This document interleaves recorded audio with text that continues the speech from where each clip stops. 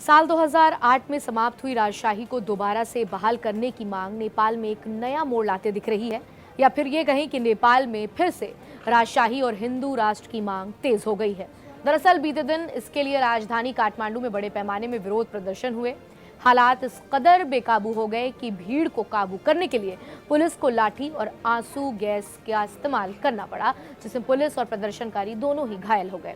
हजारों की संख्या में जुटे प्रदर्शनकारियों की मांग थी कि साल 2008 में खत्म की गई राजशाही की वापसी हो और नेपाल का हिंदू राष्ट्र का दर्जा दोबारा से बहाल किया जाए। कहा जा रहा है कि इसमें बड़ी संख्या नेपाल के पूर्व राजा ज्ञानेंद्र के समर्थकों की थी। वे प्रदर्शन के दौरान ज्ञानेंद्र के पक्ष में लगातार नारेबाजी कर रहे थे।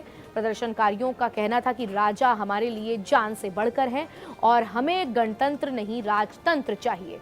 प्रदर्शनकारियों के आरोप हैं कि नेपाल की सरकार, राजनीतिक दल और पूरा का पूरा प्रशासनिक अमला भ्रष्ट हो गया है और उनका ये भी मानना है कि इसके लिए इस विफल शासन तंत्र को ही उखाड़ फेंकने की जरूरत है। समय ने किस तरीके से करवट ली है, इसे आप यूं देखें कि साल 2006 में ही यही राजा ज्ञानेंद्र वीर विक्रम शाह देव सत्ता में थे, जब कई हफ्तों तक उनके खिलाफ सड़कों पर जमकर विरोध प्रदर्शन हुए थे। मजबूरन तत्कालीन राजा ज्ञानेंद्र को शासन छोड़ने और लोकतंत्र लागू करने के लिए मजबूर होना पड़ा।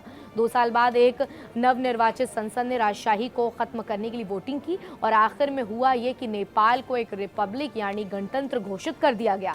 रिपब्लिक का अर्थ ये था कि देश का प्रमुख राष्ट्रपति होगा, ना कि राजा। बाद में नेपाल को हिंदू राष्ट्र की जगह धर्मनिरपेक्ष घोषित कर दिया गया।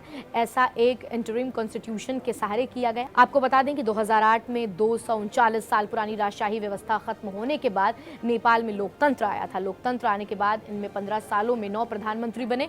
इनमें से 8 ब्राह्मण प्रधानमंत्री रहे और 1 क्षेत्रीय। इन 15 सालों में प्रधानमंत्री बनने वाले ये 9 लोग हैं। देश और दुनिया के इतिहास में 28 मई का दिन कई कारणों से भी खास है, क्योंकि दरअसल नेपाल में 240 वर्षों से चली आ रही राजशाही का अंत इसी दिन हुआ था। करीब 10 साल तक चले इस गृह युद्ध के बाद देश में शाह राजवंश के हाथों से देश की सत्ता आती जाती रही। इसके बाद से ही माओवादी देश की राजनीति की मुख्य धारा में शामिल हुए थे। वहीं अगर अगले करीब 80 सालों तक यहाँ शाह का वंश राज चलता रहा। साल 1846 में सेना के एक जनरल जंग बहादुर राणा ने तख्ता पलट करते हुए खुद को प्रधानमंत्री घोषित कर दिया गया। वहीं अगर नेपाल की मौजूदा सरकार और व्यवस्था को देखें तो ब्राह्मणों का हर क्षेत्र में दबदबा है। नेपाल में क्षेत्रीय 16.6% हैं। ब्राह्मण और क्षेत्रीय को ही नेपाल में खस आर्य कहा जाता है। नेपाल में खस आर्य की कुल आबादी 29% है। नेपाल के मौजूदा लोकतंत्र को अगर देखें तो सभी उच्च पदों पर ब्राह्मणी हैं।